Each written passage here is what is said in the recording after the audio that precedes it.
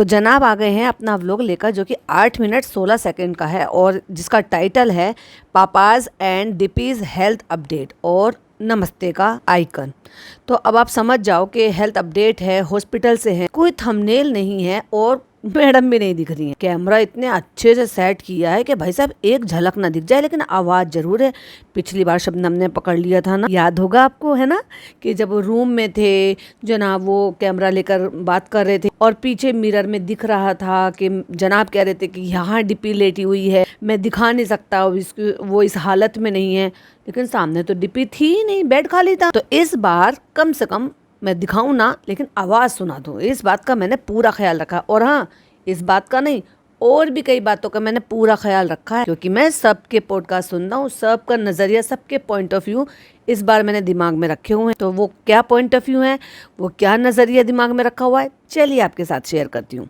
Hi friends, welcome back to my channel. Channel में new है तो चैनल को सब्सक्राइब कर लें और साथ ही साथ बेल आइकन प्रेस कर दें, जिससे कि हमारे आने वाली वीडियो की नोटिफिकेशंस आपको पहले ही मिल जाए। तो जनाब आ गए हैं, हल्की सी चेहरे पर स्माइल है, वो स्माइल ही बता रही थी कि सब चीज़ ठीक है, अंडर कंट्रोल है, कोई ऐसी डरने और घबराने की परेशानी की बात नहीं है। तो जो स्माइल होती है ना, उससे कुछ चीज़ें पता चल जाती। तो हे गाइस, अस्सलाम वालेकुम। मैंने जो है बहुत दिन से कोई अपडेट नहीं दिया, आज 5 दिन हो गए, तो मैंने सोचा चलो आपके साथ अपडेट शेयर कर दूं। अपडेट थी पापा की, देनी थी पापा की, क्योंकि किसी को भी तो अंदाजा था ही नहीं कि मैडम की अपडेट भी देंगे ये, या मैडम का शुरू हो गया, जब ऑलरेडी एक पहले इतनी प्रॉब्लम चल रही है, यानी कि इतनी तकलीफ है कि अभी भी आईसीयू से वो रूम में शिफ्ट नहीं हुए हैं। तो किसी को तो ध्यान भी नहीं जाएगा भाई कि मैडम का भी कुछ ऐसा हो सकता है। लेकिन ऑफ कोर्स टाइम होगा उनका, तो भाई कि इस टाइम में उनका शुरू करना है, ट्रीटमेंट का वक्त है, तो ऑफ कोर्स वो भी शुरू हो गया होगा। तो लेकिन मुझे नहीं लगता कि लोगों ने कोई ऐसे कमेंट किए होंगे, क्योंकि लोगों को पता ही नहीं था कि मैडम की टारगेट थेरेपी जो है वो कब से शुरू होने वाली है।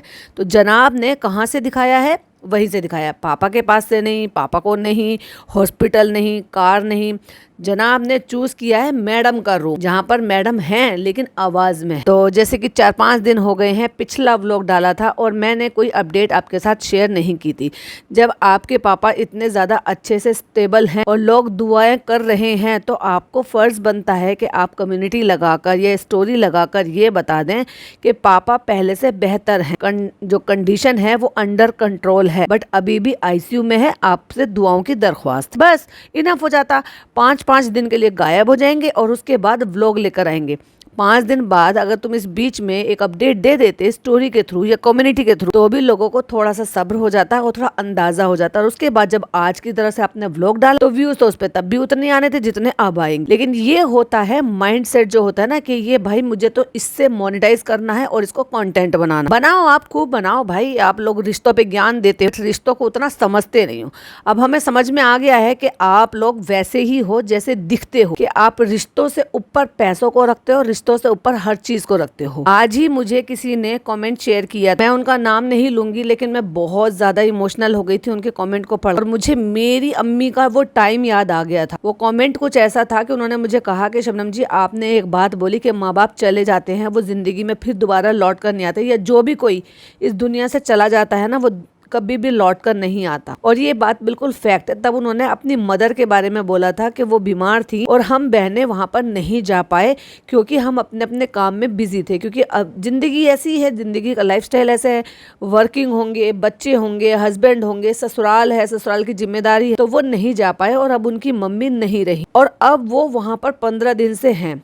चाहे फिर उन्होंने जॉब से छुट्टी ली हो, चाहे उन्होंने जैसे करके मैनेज किया होगा, तो काश अगर ये जो अब मैं यहाँ पर रह रही हूँ वो मैं तब मैनेज कर ली होती, तो शायद मुझे ये लगता कि वो ठीक हो सकती थी, या ये आप ऐसे समझ लो कि उनके साथ ये कुछ पल जी सकती थी। फिर उनको डायरेक्ट ऐसे सुनकर जाना पड़ा। तो मुझे सुनकर सच्ची बता रही हूँ ना, बहुत दिल दुखा। और वो मुझे फीलिंग सारी वो याद आ गई जब लॉकडाउन चल रहा था। 10 जून का मेरा बर्थडे था और मेरे भाई की शादी हुई थी, तो मैंने मेरे भाई को और भाभी को इनको बुलाया था। तो मैं बोली थी अम्मी को आने के लिए, लेकिन उनको फीवर जैसा लग रहा था। मतलब 10 जून से उनको फीवर आना शुरू हुआ था, दूसरे दिन पता चला कि फीवर है और बहुत ज्यादा तेज है, मतलब बॉडी एक हो रहा था। तो 10, 11, 12, 13, 14, 15, 16, 17, 18, 19 उनकी इतनी ज्यादा तबीयत खराब हुई थी, बहुत ज्यादा तबीयत खराब हुई थी। और दहशत, डर मन में इतना ज्यादा था, क्योंकि कोविड चल रहा था बहुत ज्यादा।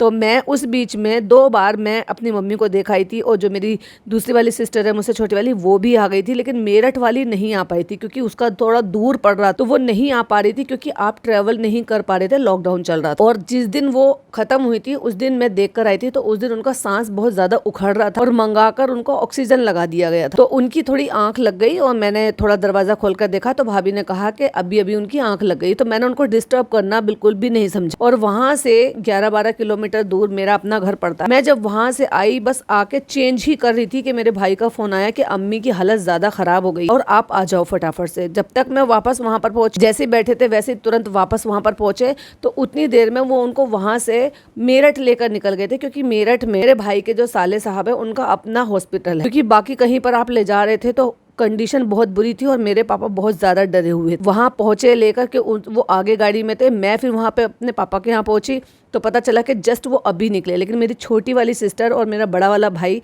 मेरी अम्मी के साथ थे, और हमारी गाड़ी पीछे थी जिसमें हम 2-3 लोग और थे, मेरे पापा थे, अंकल थे, हम सब साथ में थे, मेरी भाभी थी। और बस हॉस्पिटल में पहुंचे ही थे कि मैं उनसे शायद एक किलोमीटर दूर में ही शायद पीछे हूँ कि मुझे कॉल आया कि अम्मी नहीं रही। तो कुल मिला के ये है कि जब मैं उनको छोड़ कर आई तब उनकी आंख लग गई थी और वो सो गई थी क्योंकि वो बहुत बेचैन हो रहे थे, और उसके बाद मैंने उनको कभी बात करते हुए देखा ही नहीं। ये फीलिंग होती है अपने मन के अंदर कि कुछ ऐसा हो जाता है ना, फिर आप जिंदगी भर बाद में बहुत ज्यादा पछताते हो, लेकिन आपके माँ बाप, आपके करीबी कोई वापस नहीं आता।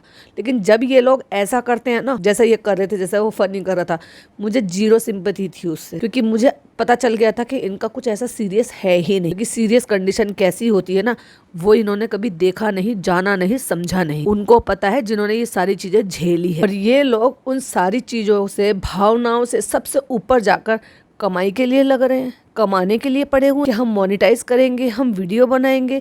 कैसी औलाद है ये? इसलिए मैं इनको कॉल आउट करती हूँ। और अगर आके मुझे कोई भी बकवास करेगा ना, तो अपनी बकवास को अपने पास रखो। मुझे कोई सिंपैथी नहीं है इस टाइम पर फनी और फनी के पापा से बिल्कुल भी, क्योंकि वो तो इससे भी ज्यादा बड़ा नालायक है। जितने जनाब है ना, उनसे भी ज्यादा बड़ा नालायक है। जो वीडियो तुम अब बना रहे हो जब कंडीशन उनकी बेहतर है, तो मैं गलत नहीं कहूंगी, क्योंकि आपका काम है। और ये मैंने पहले भी बोला था कि भाई अब इनका यही काम है, इनके पास कुछ और काम धंधा नहीं है। जब तुम वैसे भी 10-10, 12-12 दिन, 15-15 दिन तक, तुम 3-3 हफ्ते तक तुम व्लॉग नहीं डालते थे, तुम्हें अब क्या चुल मची है कि तुमने व्लॉग डालकर मोनेटाइज कर ही अपडेट देनी थी। वो भी तुम्हारे पापा आईसीयू में एडमिट थे, उनकी कंडीशन का पता भी नहीं था, उनकी सर्जरी भी नहीं हुई थी, या प्रोसीजर जो भी आप कहो वो भी नहीं हुआ था, तो डॉक्टर बता भी नहीं पा रहे थे कि अभी आगे क्या कंडीशन रहने वाली है। और उस बीच में तुम सेटअप लगा के अच्छे से कैमरा सामने से रख कर तुम अपडेट दे रहे हो कि मैं यहाँ होटल में आ गया हूँ, मैं वीडियो रिकॉर्ड कर रहा हूँ और मैं आपको पापा की अपडेट बता रहा हूँ। वो पापा की अपडेट आप लिख कर भी बता सकते हो। अरे लिख दो, 5000 वर्ड का मिलता है आपको, 5000 वर्ड में आप अपडेट दे सकते थे। तुम 2 से 3 मिनट की वीडियो एक इनके चैनल पर पड़ी हुई है। जब इनका सॉन्ग आया था ना कि 30 सेकेंड का या शायद 45 सेकेंड का एक वीडियो है, देखो आप, क्योंकि जस्ट बिकॉज इनको अपडेट देनी थी, तो इतने में भी उन्होंने बोल के चले गए कि आज हमारा सॉन्ग रिलीज होने वाला। आज भी इनके चैनल पर पड़ा हुआ, लेकिन जहां बीमार बाप की अपडेट देनी थी, तो इस आदमी ने वीडियो मोनेटाइज की। मुझे उस बात से प्रॉब्लम है। आज ये वीडियो बना रहे हैं, मुझे कोई प्रॉब्लम नहीं है, क्योंकि इनका काम धंधा यही है। अब इनके पापा की कंडीशन थोड़ी बेहतर है, हॉस्पिटल में है। हो सकता है भाई इनके पास बिल्कुल भी पैसा ना हो, क्योंकि सारे पैसे तो उन्होंने चश्मे खरीदने में और जूतों का जो ढेर लगा रखा है, शोरूम बना रखा है, उसमें खरीद लिए, फिर 5 BHK खरीद लिया, मकान खरीद लिया। तो शायद इनके बैंक में पैसे ना हो, क्योंकि लाइफ स्टाइल इनका राजा महाराजाओं जैसा। तो इसलिए अब इलाज कराने के लिए पैसे ना हो, तो सोच रहे हैं कि भाई हमारा काम धंधा, पानी धंधा यही है हमारा, तो हमें तो वीडियो मोनेटाइज करनी पड़ेगी। वो भी जब हमारा बाप क्रिटिकल कंडीशन में आईसीयू में पड़ा है।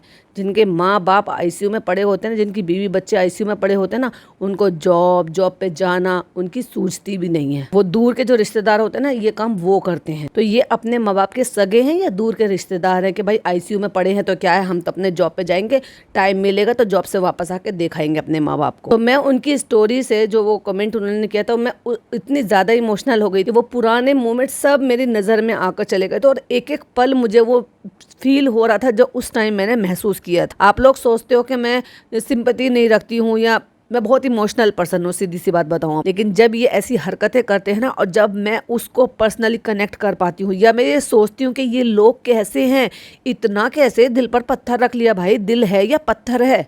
खुद के सगे माँ बाप हैं तुम्हारे। अरे माना कि भाई तुम्हारा यही धंधा है अब कमाने का, तो कुछ दिन तो रुक जाओ, कम से कम प्रोसीजर होने तक तो वीडियो मत डालते ना, तुम अपडेट दे देते लिख कर। तुम्हारा ही यूट्यूब चैनल है, अगर तुम्हारे यूट्यूब चैनल पर वीडियो ना जाकर कम्युनिटी चली जाती लिख कर तो कोई फर्क नहीं पड़ता, लेकिन उसमें ज़्यादा टाइम नहीं लगता। क्या लगता है? ज़्यादा से ज़्यादा 10 मिनट लगते बस, कि 10 मिनट में आप जो भी अपनी फीलिंग थी वो लिख सकते थे, दुआओं की दरख्वास्त कर सकते थे। जैसे कि इनके अपने ही चंगू मंगू में से एक लड़का है अंकित, उसने वीडियो ना बनाकर उसने इसी तरीके से कम्युनिटी पोस्ट की, पर नहीं भाई, भाई बहन में कंपटीशन चल रहा था, तुम आगे निकलो या हम आगे निकले। अगर हम एक दिन व्लॉग नहीं डालेंगे, 2 दिन व्लॉग नहीं डालेंगे, 10 दिन व्लॉग नहीं डालेंगे तो हमारा चैनल बर्बाद हो जाएगा। दुनिया क्या कहती है, जिसके लिए हम वीडियोस बनाते हैं उन्हीं लोगों में हमारी इमेज खराब हो जाएगी कि वो लोग हमें क्या समझेंगे कि हम ज्ञान बांटते हैं और हम खुद अपने बाप के सगे नहीं है। इस बात की परवाह ना करते हुए दोनों भाई बहन ने व्लॉग में कंपटीशन किया।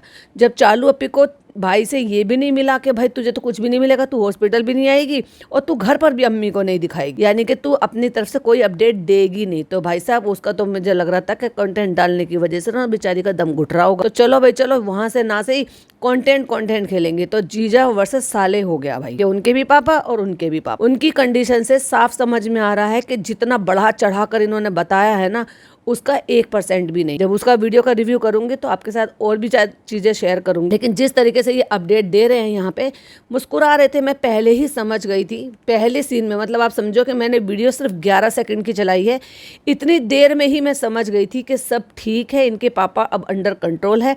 लेकिन अब इन्होंने क्या चालाकी खेली है, ये चाहते तो वहाँ हॉस्पिटल से, गाड़ी से या कहीं से भी अपडेट दे सकते थे। इन्होंने क्या चूज करा, अपनी बीवी का वो रूम, अस्पताल का स्वीट जो इन्होंने बुक किया हुआ, जिसमें इनकी बीवी का जो भी ट्रीटमेंट है वो हो रहा है, क्योंकि कैमरा तो दिखाया नहीं कि क्या ट्रीटमेंट हो रहा है। आराम कर रही हैं, बैठी हैं, मोबाइल चला रही हैं या अपनी वेबसाइट खोलकर बैठी हैं, क्योंकि पिछली बार भी जब वो बीमार थी या व्हाटएवर जो भी कुछ उनका प्रोसेस हुआ था, वो अपना व्लॉग बना रही थी हॉस्पिटल बेड पर बैठकर। जनाब क्या कह रहे थे पता, मुझे प्रॉब्लम नहीं है, व्लॉग बनाने से प्रॉब्लम नहीं, बहुत सारे लोग बनाते हैं, बहुत सारे लोग बनाते हैं, लेकिन जनाब ये कह रहे थे कि दिप्पी की वजह से मैं 3 दिन से नहाया नहीं, इसको अकेला नहीं छोड़ना चाहता था। ये बहुत कमाल का था। वाह दीदी वाह, आपने तो नहाने भी नहीं दिया भाई साहब को। कहते हैं 5 दिन कुछ नहीं जाता है तो आप सबके बहुत सारे मैसेजेस आ जाते हैं, तो आप भी मैसेजेस में जवाब दे दिया करो, और मैसेज में जवाब मत दिया करो, आप एक स्टोरी पोस्ट कर दिया करो। जब आपको कंटेंट बनाने को कुछ नहीं मिलता ना, तो उसी ऑडियंस से कनेक्ट होने के लिए Q&A करने बैठ जाते हैं। आस्क मी तो कर लेते ना, आस्क मी। कोई पूछता पापा कैसे हैं, जवाब दे देते, खत्म, टाटा बाय बाय। पर नहीं, अगर 8 मिनट 17 सेकंड की वीडियो बनाऊंगा तो 2 ऐड तो लग ही जाएंगी। और ये तो चलो अभी कोई बात नहीं, इसके लिए तो माफी, लेकिन वो जो 10 मिनट की बनाई थी, हाँ, जब पापा सेकंड डे हॉस्पिटलाइज थे और उनकी कोई भी प्रोसीजर हुआ ही नहीं था, आईसीयू में डॉक्टर कुछ बता ही नहीं रहे थे, ऐसे में अरे मेरी तो छोड़ो, मेरी तो माँ थी, मेरी कैसी हालत थी जब उसमें मेरे हस्बैंड गाड़ी ड्राइव कर रहे थे ना, तो उनसे गाड़ी चलाते नहीं बन रहा था, ये बुरी हालत हो रही थी। मेरी भाभी रोते रोते चुप नहीं हो रही थी। जब अपनों पे कुछ ऐसे बीतता है ना जिनकी पता नहीं होती है कंडीशन का, ऐसा ही होता है अपनों का हाल। और इन जैसे लोगों को देख कर ना मुझे ऐसा लगता है, थू कैसे लोग हैं। और फिर कोई आकर अगर ये बोलता है कि तुम उनको कॉल आउट करती हो, तुम उनको बोलती हो, तुम हेट फैलाती हो, तो ऐसे ही समझ लो। हाँ, अगर इसको कॉल आउट करने को हेट फैलाना कहते हो तो हाँ मैं हेट फैला रही हूँ।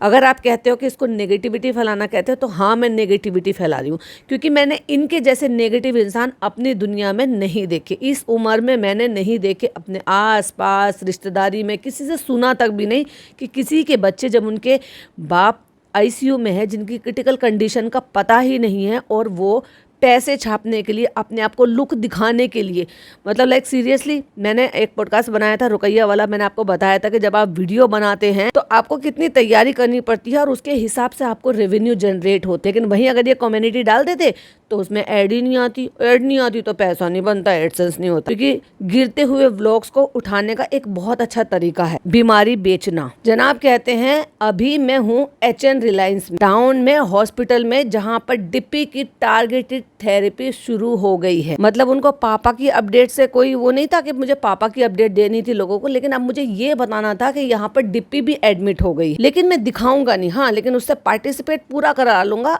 Bye voice. बाय वॉइस वो बराबर जवाब दे रही है। जब कह रहे थे कि डीपी कितने दिन पहले बात करी थी, बात तुमने अपने पापा से करी थी और वेरीफाई किससे कर रहे हो, डीपी से। बताओ 3 दिन पहले, परसों या कल या कब की बात की थी भाई? तुमने अपने पापा से, जब तुम्हारे पापा की कंडीशन स्टेबल हुई और तुमने अपने पापा से पहली बार बात की और तुम भूल गए कि कल करी थी या परसों करी थी। वाह जन्नती बेटे। तो जैसे कि मैंने कहा था कि नेक्स्ट वीक से दीप्ति का इम्यूनो शुरू होने वाला है, तो बस हम उसके लिए यहाँ पर आ गए हैं इस हॉस्पिटल। कहते हैं वो चल रहा है यहाँ पे, और इसके बारे में इन्होंने बताया था कि उसके लिए जब जब ये होगा तो 3-4 घंटे के लिए इनको हॉस्पिटलाइज होना पड़ेगा, या ये कह लो कि हॉस्पिटल जाना पड़ेगा, क्योंकि जिस हॉस्पिटल में है ये, तो वो HNC में है। ऑन्कोलॉजिस्ट जो इनके है वो इसी हॉस्पिटल में है, इसलिए इन्हें यहाँ पे एडमिट करा है। और जो हमारे लीवर के सर्जन है सोमनाथ, वो कोकिलाबेन में है। तो आज से इंशाल्लाह इसका भी स्टार्ट हो गया है, लेकिन मैं दिखा नहीं सकता, आपको बता नहीं सकता, लेकिन हाँ आवाज सुनवा दूंगा, कहीं आपको ऐसा ना लगे कि पिछली बार की तरह से कि दीपी बेड पर नहीं है। तो आज मैं भी अभी कोकिला से वहां यहाँ पर आया हूँ, मतलब मैं पहले पापा के पास था, अब मैं यहाँ डिप्पी के पास आ गया हूँ। तो 3-4 घंटे में इसका ये खत्म हो जाए, मैं उसके बाद फिर वापस पापा के पास जाऊंगा। तभी ये बताते हैं कि पापा अल्हम्दुलिल्लाह अल्हम्दुलिल्लाह पापा काफी बेहतर है। अब काफी बेहतर हैं तो बहनों ही इनके यहाँ पर है नहीं, और बहन एक नंबर की बेवकूफ है। तो जिम्मेदार पर्सन कौन है? जनाब और मैडम। मैडम यहाँ बेड पर लेटी हुई है और जनाब यहाँ पर बैठकर वीडियो शूट कर रहे हैं। और वहाँ पर ICU में पापा है, तो क्या अगर टाइमिंग नहीं होते तो कोई अपने पेशेंट को ICU में छोड़कर हॉस्पिटल भी छोड़ देता है, कहीं और चला जाता है? कोई और जिम्मेदार कौन है? इसका मतलब या तो ये दे भैया को छोड़कर आए हम, आप बिक्कू को छोड़कर आए कि भाई बेटे होने का फर्ज तू निभा, अगर कुछ डॉक्टर कुछ कहते हैं, कोई नई अपडेट आती है तो तू देखना, मैं जा रहा हूँ वीडियो शूट करने के लिए। अब लोग कहेंगे कि भाई वो अपनी बीवी के पास आया है, तो बीवी की जो थेरेपी हो रही है, जो इम्यूनो यहाँ पे स्टार्ट हुआ है, जो भी उसको कह लो, समझ जाओ आप, 3-4 घंटे के लिए होता है। वो इतना कोई रिस्की नहीं है, वो आराम से हो सकता है। मैडम तो वैसे भी सुपर वुमेन है, लेकिन देखा जाए तो अभी पापा ICU में है, रूम में शिफ्ट नहीं हुए हैं वो, तो ICU में तब तक ही रखते हैं जब तक जो पेशेंट होता है वो इतना स्टेबल नहीं होता है कि वो खुद रूम में रहने लायक उसकी कंडीशन हो। और ऐसे में अगर किसी भी चीज की जरूरत होती है तो कौन जाएगा? दे भैया जाएंगे भागकर, या निक्कू जाएगा भाग, या ये जो इनके जन्नती बेटे हैं ये जाएंगे यहाँ से इस हॉस्पिटल से उस हॉस्पिटल में भागकर। तो डे बाय डे जो है वो पहले से बेहतर हो रहे हैं। उनके यहाँ पे पाइप लगा हुआ है, जो पाइप लगा हुआ है उस स्क्रू की वजह से उनकी आवाज, क्योंकि उनको बोलने में दिक्कत हो रही है, तो उसकी वजह से वो अपनी आवाज से बोल पा रहे हैं। तो मैंने 10 दिन बाद पापा की आवाज सुनी थी परसों। है डिपे, परसों सुनी थी ना भाई? तुमने सुनी थी तो तुम्हें याद होना चाहिए। कहते हैं कि कुछ चीजें हैं जो वक्त के साथ जाएंगी, जैसे कि स्पीच का है, उनका खाने पीने का है, ऑफ कोर्स, क्योंकि उनको ये वाले एरिया में ही जो इफेक्ट हुआ है, तो ऑफ कोर्स उसमें टाइम लगेगा, और थेरेपी उसमें काम करेगी, प्रैक्टिस उसमें काम करेगी। बोलने के लिए आपको जो है वो कोशिश की जाती है, थक जाओगे फिर से ट्राई करेंगे, तो इसलिए फिजियोथेरेपिस्ट का काम और ज्यादा बढ़ जाएगा जब घर जाने पर। और वैसे भी उनका एक हाथ और मतलब एक हिस्सा भी वो इफेक्टेड है जो उठ नहीं रहा है, तो उसके लिए भी ऑफ कोर्स वो पहले की तरह से कराएंगे। बॉल का होता है, कुछ सम एक्सरसाइजेज होती हैं, बहुत सारी चीजें होती, तो नो डाउट उसमें अभी रिकवरी में टाइम लगेगा। इंशाल्लाह वो जल्दी ठीक हो जाएंगे। तो कह रहे हैं पर डे बाय डे वो तो सेशन शुरू हो जाएंगे, पर डे बाय डे वो पहले से बेहतर होते जा रहे हैं। कहते हैं सबसे अहम चीज जो मैं आपसे बता रहा था कि मैं पापा की आवाज नहीं सुन पा रहा हूँ, तो मैंने पापा की आवाज सुनी। तो कहते हैं कि अभी थोड़ा संभल रहे हैं, समझ रहे हैं, थोड़ा मुस्कुराते भी हैं। जो उनसे सवाल करो उसका हाँ या ना में जवाब भी देते। अच्छी बात है, उनकी कंडीशन पहले से बेहतर हो रही है। अल्लाह करे और जल्दी से बेहतर हो जाए और जल्दी से अपने घर आ जाए। तो जब कभी वो लंबे सेंटेंस बोलने की कोशिश करते हैं थोड़ा सा प्रॉब्लम होती है, ऑफ कोर्स होती है, उसमें तो अभी बहुत लंबा टाइम लगने वाला। तो बस ये है, और अभी जो है थोड़ा सा 1-2 दिन से थोड़ा ऐसा लग रहा है। और ये जो अपडेट है ना, ये 2 मिनट 43 सेकंड तक ओनली खत्म हो चुकी है। इसमें डीपी के बारे में बता चुके हैं, पापा के बारे में बता चुके हैं, सब कुछ बता चुके हैं। उसके बाद इन्होंने सिर्फ और सिर्फ स्ट्रेच किया है इसको, अगेन फिर से रिपीट करा। डे बाय डे बेहतर हो रही हैं। यहाँ पे डीपी का जो है वो भी सेशन शुरू हो चुका है, ट्रीटमेंट शुरू हो चुका है। 2-2, 3-3 बार क्यों दोहरा रहे हो जब ऑलरेडी ये सारी बातें बता चुके हो? क्योंकि वीडियो को 8 मिनट से बड़ी करनी। कह रहे हैं कि कल नहीं मंडे को जो है प्लानिंग कर रहे हैं डॉक्टर के उनको ICU में से रूम में शिफ्ट कर दे, और उसके बाद अभी तो हॉस्पिटल में उनको रुकना पड़ेगा अंडर ऑब्जर्वेशन। और ये सही भी है, क्योंकि इस तरह के पेशेंट का देखभाल जितना अच्छे से हॉस्पिटल में हो सकता है घर पर नहीं हो सकता, और वहीं पर वो सारा ट्रीटमेंट जो है ना उनका लगातार चलता रहेगा। और इसी बीच में 3.5 मिनट तक इनकी सारी बात खत्म हो चुकी थी, और फिर कहते हैं कि बीच में आपको पता चला होगा सनी के पापा को भी स्ट्रोक आया है। कहाँ पे स्ट्रोक आया है भाई, आपने बताया नहीं कि कहाँ स्ट्रोक आया है, इसका मतलब इनको पता ही नहीं। बट माइनर से स्ट्रोक आया है, बट वो भी अभी ठीक है और अब तक तो डिस्चार्ज होकर घर भी आ गए हैं। दोनों भाई बहन के बीच में 20 या 25 मिनट के डिस्टेंस से इनकी वीडियो अपलोड हुई है, लेकिन पहले चालू की आई है और फिर जनाब की आई है, जहाँ तक मुझे ऐसा थोड़ा सा ध्यान है। लेकिन एक बात बताओ, अगर चालू थोड़ा सा लेट हो जाती डालने के लिए तो जनाब तो पहले रिवील कर देते कि भाई वो ठीक है और वो डिस्चार्ज होकर घर जा चुके हैं, जबकि चालू अपडेट दे रही थी तो उसका अपना कंटेंट है।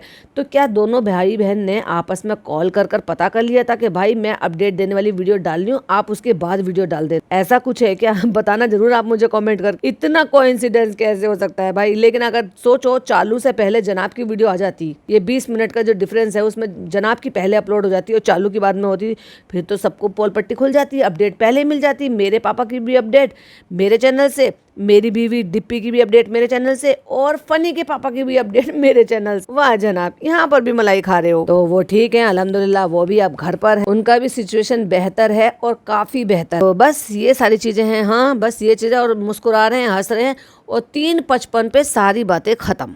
अगेन एंड अगेन वही रिपीट, वही रिपीट, वही रिपीट। तो थोड़े दिन से ऐसा लग रहा है कि जिंदगी वापस जो है बैक टू नॉर्मल हो रही है। नॉर्मल तो क्या मतलब, पहले जैसी हो रही, कोई बात नहीं, एक वक्त होता है, एक इम्तिहान होता है। अब इनको डायलॉग बाजी करनी है, अपडेट तो खत्म हो चुकी। कहते हैं कि एक खबर मिली है, लोगों में बातें चली है कि डिप्पी की सर्जरी हो रही है। सर्जरी का ऐसा कुछ नहीं, ये इसलिए मैसेज आ रहे हैं क्योंकि लोग पुराने जो है ना, वो इनकी कंडीशन के हिसाब से इनको आईसीयू में दिखा रहे हैं, स्ट्रेचर पे दिखा रहे हैं, इतने सारे पाइप लगे हुए दिखा रहे हैं, और न जाने किस हाल में थंबनेल बना कर अपलोड कर। तो इसलिए कुछ लोग जो है ना उन चीजों को सच मान लेते हैं, उनकी बातों में आ जाते हैं, और वो लोग होंगे जो शायद इनको कमेंट कर रहे होंगे या मैसेजेस कर रहे होंगे, कहते हैं अभी कुछ हमें डॉक्टर ने कुछ नहीं बताया है कि करना है कि नहीं करना है। जहां से भी इन्फॉर्मेशन मिली है वो पता नहीं, वो गलत है, ऐसा कुछ नहीं है। तो अभी जस्ट बस इम्यून है जो इनका चल रहा है, बस बोल दो तुम भी कुछ बोल दो, तुम बोलोगी तो लोगों को पता चल जाएगा कि तुम वाकई में बेड पर हो। कहती क्या बोलूं, कहती ऐसे हाय कर दो, हाय गाइस कैसी हैं आप लोग, दीपिका की दुनिया में आपका स्वागत है, ऐसे बोल दो ना मैडम। देखा गाइस, आवाज आ रही है ना, दीपी है ही है ना, ये तक भी बोला। बताओ जनाब ने, जनाब कितना प्रूफ करोगे, मैंने कहा था ना जनाब प्रूफ करने की कोशिश कर रहे हैं। तो ऐसा कुछ नहीं है, सर्जरी वगैरह तो फिलहाल कुछ भी नहीं है, और कोशिश कर रहे हैं। कितनी देर की वीडियो हो गई, कितनी देर की वीडियो, अगेन उसी बात को फिर से दोहरा रहे हैं।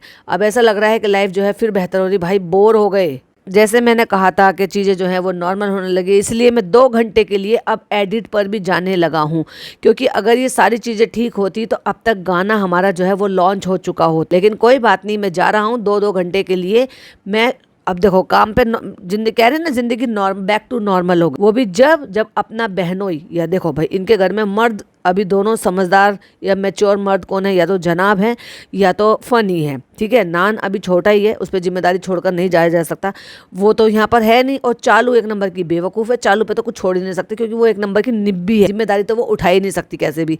तो फिर ये किसके भरोसे यहाँ आकर, किसके भरोसे यहाँ 2-2 घंटे छोड़कर अपने पापा को जा रहे हैं। ऑफकोर्स देव भैया के ऊपर, ऑफकोर्स निक्कू के ऊपर। कहते हैं अगर ये सारी चीज़ें नहीं होती तो गाना इस टाइम पर रिलीज हो चुका था। है डिपे। अब बताओ, कोई ज़रूरत नहीं थी इस लाइन को बोलने की, क्योंकि ये जो दुख तकलीफ होती है ना, ये ज़िंदगी में बताकर नहीं आती, क्योंकि आपने कुछ और प्लान कर रखा है, लेकिन ऊपर वाले ने कुछ और ही प्लान किया होता है, और आपकी प्लानिंग पे कब पानी फिर जाए ये भी ऊपर वाला बेहतर जानता है। लेकिन जो भी ऐसी कंडीशन है, जैसा अभी इनकी कंडीशन में उनको ये शुरू होना, अरे लोगों की शादियां तक रुक जाती हैं, शादी की तैयारियां होती रहती हैं, कुछ ऐसी अनहोनी, कोई तकलीफ, कुछ हारी बीमारी हो जाती है तो शादी तक भी पोस्टपोन कर देते हैं। तो तुम्हारा तो सिर्फ सॉन्ग है कि जब ठीक हो जाएगा, जब आ जाएगा।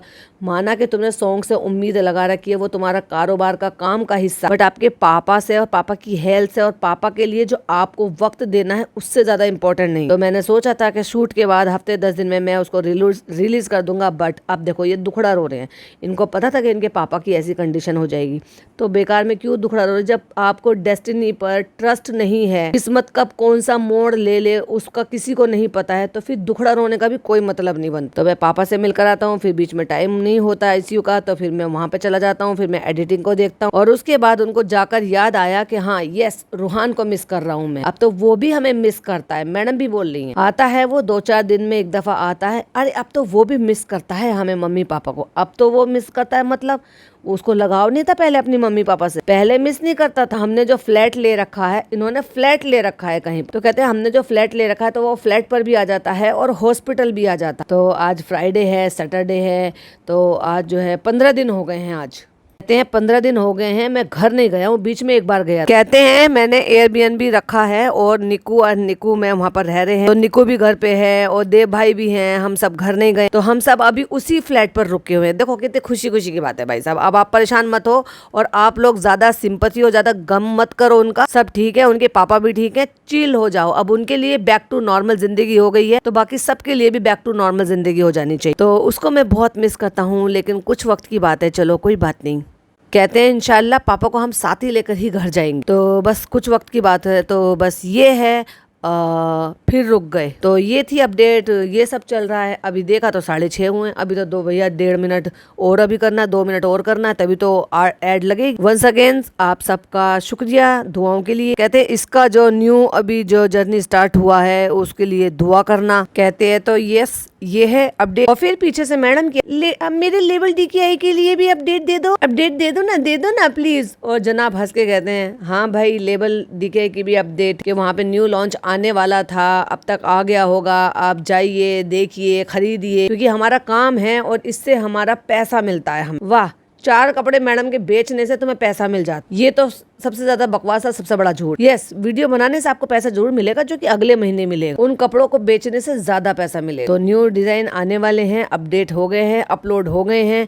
हाँ, वहाँ पे बहुत सेल चल रही है, तो जाओ लूटो लूटो लूटो। कहते हैं कि जाओ देखो जाके, और अगर आप किसी को खराब लगता है कि मैं यहाँ पर लेवल DKI के बारे में बात कर रहा हूँ, पता है इनको भी है, सब जानते हैं भाई साहब, तो उसके लिए I am really very sorry. और अगर तुम्हें ही खराब लग रहा था और मैडम पीछे से बोल रही थी, तो उस सीन को कट कर दिया जाता। हाँ, अगर उस सीन को कट कर देते तो 8 मिनट की वीडियो भी नहीं हो पाती, इसलिए उसको रखना भी था और सॉरी बोलना भी था और बताना भी था कि हाँ सेल लगी है, जाओ लूटो लूटो। कहते हैं लाइफ है, काम भी करना है। अगेन एक और चीज को प्रूव करने की नाकाम कोशिश, कि लाइफ है, काम करना है, इसी से हमारा काम होता है, लेवल DKI से हमारा घर चलता है, और व्लॉग बनाना भी जरूरी है, अपडेट देना भी जरूरी, क्योंकि अगर 8 मिनट से वीडियो कम हो जाती तो हम उससे कमा नहीं पाते, क्योंकि ऐड नहीं ला पाते भाई। कहते हैं ये हमारा काम है, फिर चाहे व्लॉगिंग हो, फिर चाहे हमें शूटिंग करना हो, फिर चाहे हमें लेवल DKI के कपड़े बेचने हो, और जो भी चीजें आपने गिनाई है वो आपके काम है, और वो तो आपको करने ही थे, और हमें उससे कोई ऑब्जेक्शन नहीं है, होता भी नहीं अगर आप कंडीशन के हिसाब से नहीं करते तो। लेकिन कंडीशन कुछ और थी और आप कर कुछ और रहे थे, वो बड़ा पेनफुल था भाई। जैसे कि मैंने आपको शुरू में एक स्टोरी बताई, जो हम पे बीता है तो हम उसको पर्सनली कनेक्ट करते हैं, और बहुत सारी मेरी ऑडियंस है जिनको इनकी बातें वाकई में बुरी लगती है, और मैं तो भाई मेरी ऑडियंस के लिए ही काम करती हूँ, और जिनको बुरा लगता है वो ना देखो कृपया करके। हैं कि शूटिंग करते तो वो भी हमारा काम था, व्लॉगिंग करते हैं वो भी हमारा काम है, लेवल DKI का भी काम है, तो वहाँ पे सेल लग रही है, जाओ हमारे यहाँ से सूट खरीदो। और वैसे तो मैडम बोल नहीं रही थी, लेकिन पीछे से आवाज लगा के बोलते जब एंड करने वाले होते हैं, और जल्दी ही हमारा न्यू स्टॉक भी आ जाएगा। फिर जनाब को भी बोलना पड़ा, हाँ जल्दी भी नया स्टॉक भी आ जाए। तो भाई लोगों सब चिल मारो, सब ठीक है, बैक टू वर्क हो जाओ, जिसको जो काम करना है वो करो, अब सब कुछ ठीक है। ये लोग अपनी नॉर्मल जिंदगी में आ गए हैं, तो भाई हम हैं रिएक्शनिस्ट, रिव्यूवर, तो हम रिव्यू भी करेंगे और रिएक्शन भी देंगे इनके कंटेंट के बेस पर। अच्छा होगा तो ढंग का बोलेंगे, कॉल आउट करने लायक होगा तो बिल्कुल बैंड बजाएंगे। जिसको पसंद नहीं है बिल्कुल मत देखो, अपना दिन मत खराब करो, अपना मन मत खराब करो, अपना डाटा मत खराब करो, अपना टाइम मत खराब करो, उस वक्त को अपनी फैमिली को दो, यूट्यूब पर बर्बाद मत करो। और जिनको मेरी बातें कॉल आउट जो मैं करती हूँ वो समझ में आती हैं, अग्री करते हैं, तो भर भर के अपने पॉइंट ऑफ व्यू मेरे साथ जरूर से शेयर करो, क्योंकि आप लोग जब मोटिवेट करते हो, अपने पॉइंट ऑफ व्यू शेयर करते हो, अपने एक्सपीरियंस शेयर करते हो, या अपनी वो बातें शेयर करते हो जो उनका व्लॉग देखकर या मेरा पॉडकास्ट सुनकर आपके मन में क्या आया है, तो वो मुझे पढ़कर बहुत अच्छा लगता है और मैं हमेशा ही रिप्लाई करती हूँ। चलिए तो आज के लिए बस इतना ही। तो सबके लिए बहुत बहुत शुक्रिया। अल्लाह आप सबको खुश रखे, अल्लाह आपकी सारी जायज तमन्नाएं पूरी करे और आपको बीमारियों से दूर रखे। और तुम सबसे पहले अपनी मम्मी का ख्याल रख। तुमने जो अपनी अम्मी का बुरा हाल कर रखा है ना, उसको देखो सबसे पहले। जान है तो जहान है। आजकल इतनी इतनी तकलीफें हो रही हैं और खुद तुम अपनी रिश्तेदारी में देख रहे हो और उसके बाद भी अपनी अम्मी को लाइन पर लाने के काम नहीं कर रहे हो कि उनके लिए कुछ बेहतर कर सको। अच्छे से डाइटिशियन से अपनी अम्मी को मिलवाओ, अच्छी कोई फिटनेस ट्रेनर उनके लिए हायर करवाओ, उनको जिम ज्वाइन करवाओ। कोई फर्क नहीं पड़ता कि किस उम्र में जा रहे हो, और जिम जाने के लिए, फिट रहने के लिए कोई उम्र जो है वो कोई मैटर नहीं करते। हमेशा की तरह एग्जांपल देती हूँ, आज भी एग्जांपल दूंगी। हेलन मैम को देख लो, वो इस उम्र में नई जिंदगी की शुरुआत कर रही हैं और वो न जाने कितनी सारी चीजें जो है ना वो एक्टिविटी कर रही हैं और बड़ी खुश हैं वो। तो हेलन आंटी से, हेलन मैम से तो तुम्हारी मम्मी फिर भी थोड़ी कम है, और आप जब उनकी हिम्मत बढ़ाओगे तो डेफिनेटली वो कर लेंगी। अब तुम मुझे हेटर कह लो, नेगेटिविटी फैलाना कह रहे हो या कुछ भी कह लो, भाई मैं तो इनकी अम्मी का भला सोचती हूँ और मैं चाहती हूँ कि इनकी अम्मी का भला हो जाए। हाँ, उससे मेरा क्या फ़ायदा है वो आप लोग सोच लें कि मुझे फ़ायदा है या मुझे नुकसान। बस एक कनेक्टिविटी है, उसी के बिहाफ पर बोलती हूँ। चलिए आज के लिए बस इतना ही। वीडियो पसंद आए तो लाइक शेयर कीजिएगा, चैनल पे पहली बार आए हैं तो सब्सक्राइब कीजिएगा और फिर मिलती हूँ एक और नई वीडियो नई अपडेट के साथ। अभी तो चालू अप्पी का व्लॉग को भी धोना है तब तक के लिए बाय बाय, टेक केयर, अल्लाह हाफिज़।